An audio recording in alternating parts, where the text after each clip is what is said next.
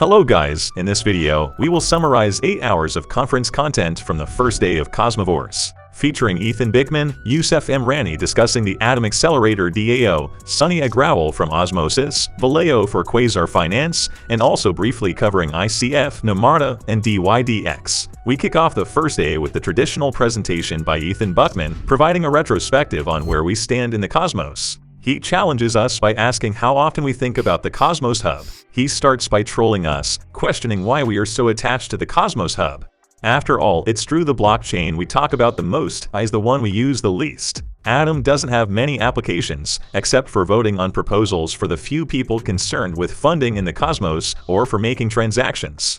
Everyone talks about Atom, but few use it. Nevertheless, he explains why, in his view, we talk about it so much. It's a sociological analysis since, once again, Atom isn't particularly interesting. In 5 points, if you're obsessed with Atom, it's because it is. Because he's a pioneer in the way blockchains are built today. Also because it has good storytelling. It belongs end to end to the community. It's also very visionary. And also because a new Atom is expected with ICS. In a word, he's got potential. Atom's potential boils down to 2 key components: interchain security and interchain money. Atom, as security, comes in 3 levels with 3 associated sovereignty spectrums: replicated security, opt-in security, and mesh security.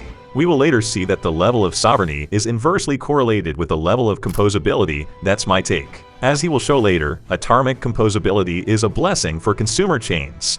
Ethan Bickman rejects the thesis that Atom would be a currency. It's important to note that Ethan is a passionate monetarist and respects his discipline by taking the strict definition of money. That's why he prefers to talk about Atom as interchain capital. For its degree of security, minimalism, and decentralization today, Atom could become a kind of treasury bond for the cosmos thanks to interchain security, but also with liquid staking and DeFi. What I found interesting is the nod to you, cosmonauts, when he talks about the future of finance. He refers to it as the future of France. I'll be watching for that, Ethan. Just after that, we had the entry of the representative from the Atom Accelerator DAO, Youssef Amrani, who reminds us of their mission and where the movement comes from. Yes, this sub-DAO of the hub is a response to a divided community following the rejection of the Atom 2.0 white papers. It's more about the process than the content of Atom 2.0 that was rejected, and AADAO simply addresses this issue successfully so far. They are working on 5 axes, all in the service of Atom as a token and community. The 5 key projects and initiatives are: increasing the value of Atom, the Atom Economic Zone, AEC, shared security, revenue generation for the hub, developing events and media coverage. The third person to join the stage is the Byzantine General of Cosmos, often called the Vitalik Buterin of Cosmos, Sunny Agrawal. Always where you don't expect him, Sunny will talk to us about the user experience and demonstrate numerous difficulties for something as simple as buying crypto on Uniswap, even for sophisticated actors. He then presents the upcoming challenges for a user facing 2 innovations. In an environment that is multi-chain and with account abstraction, also called smart contract wallet, there is a kind of incompatibility between these 2 innovations, and it's even worse with the EVM, representing a third incompatibility. Thanks to the smart account natively integrated into Osmosis and the interchain account, Cosmos users will experience no friction related to multi-chain account abstraction. Osmosis will no longer be just a DeFi and liquidity hub for Cosmos, but has everything to become the account hub. If, until now, Osmosis was a transit point to go from one application to another in the Cosmos, Osmosis will allow us to interact with any type of application from its platform.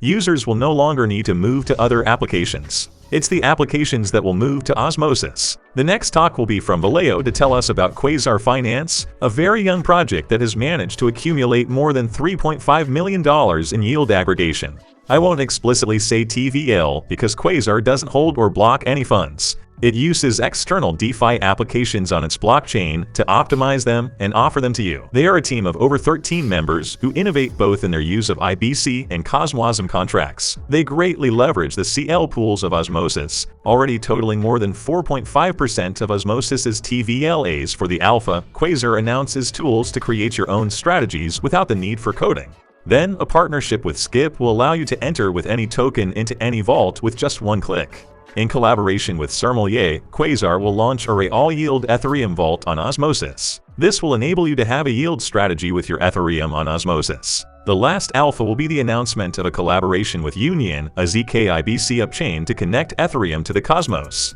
They will allow us to enter with one click into an Ethereum CL vault directly from your MetaMask connected to Ethereum. This is huge. That and Osmosis's move as an interchain account hub. It's my top 2 of day 1 of Cosmoverse. The best for last, they announce an airdrop for users of the testnet, but also for the first users on mainnet, and finally for the first users of the Vault CL. For the latter, you still have the chance to participate.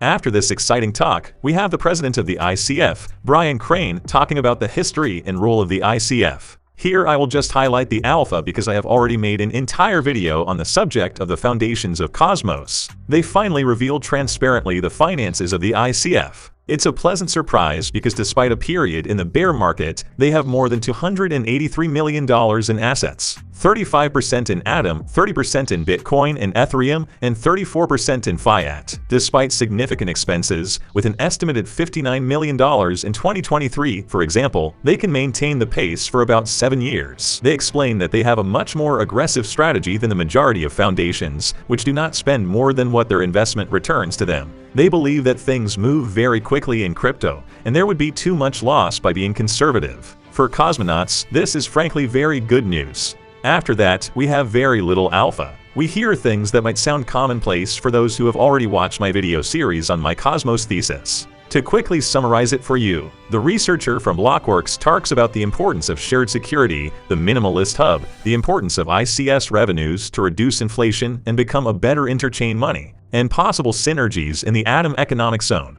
Then you have Jack Zampolin from Strangelove explaining how IBC will become the norm for many blockchains outside Cosmos and how great the technical stack of Cosmos is. There you go. I invite you to watch the replay to learn more. After that, we have Agoric showing us the unique infrastructure of its blockchain, but also unveiling the first upcoming applications. I have already presented them in the previous weekly roundup, so I'll skip that part. To get to the Cosmos project with the worst communication when compared to the quality of its product, we have Crescent revealing their love for options, a financially complex product with extremely variable complexity. They propose to deliver several specific products, derivatives of options.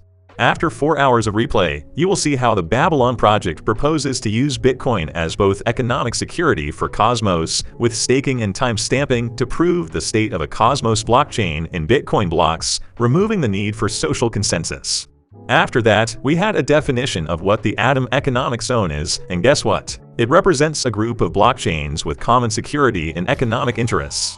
So, that lasted for about 30 minutes. Afterward, we had some VC discussions, but obviously, that's not where we'll get alpha. The next interesting talk is from Namada. It's an upchain that offers shielded asset pools, allowing any asset to benefit from anonymity. If there is enough liquidity using IBC through Namada, IBC can become private, and the chains as well. Namada will reward shielded tokens to stay in the pool, increasing TVL and enhancing the privacy guarantee of assets due to their increased number. You can imagine that liquid staking will become very popular to take advantage of NAM rewards and staking rewards. Namada doesn't deviate from the rule of new entrants and announces an airdrop to Cosmos hubs. An airdrop for Osmo holders has already been announced as part of a partnership to jointly develop shielded swaps, among other things. On the DYDX side, given that their blockchain is moving to Cosmos, it is evident that it's the beginning of the end for this application, which will probably be full of bugs. And that's why the DYDX team is making the most of the time they have left. I note an interesting partnership with Skip for MEV capture and an associated dashboard already live. They announce, without much surprise, that all platform revenues from DYDX will be redirected to stakers. Cosmonauts, you shouldn't miss out on the DYDX monster. Personally, I will be patient for another 2 months to see the effect of releasing double the supply. We are already quite a few, but join the Twitter if you want to follow this with the Cosmonaut community. It can help. That's all for this lovely day of Cosmoverse. I will see you very soon for the second day of Cosmoverse for maximum alpha.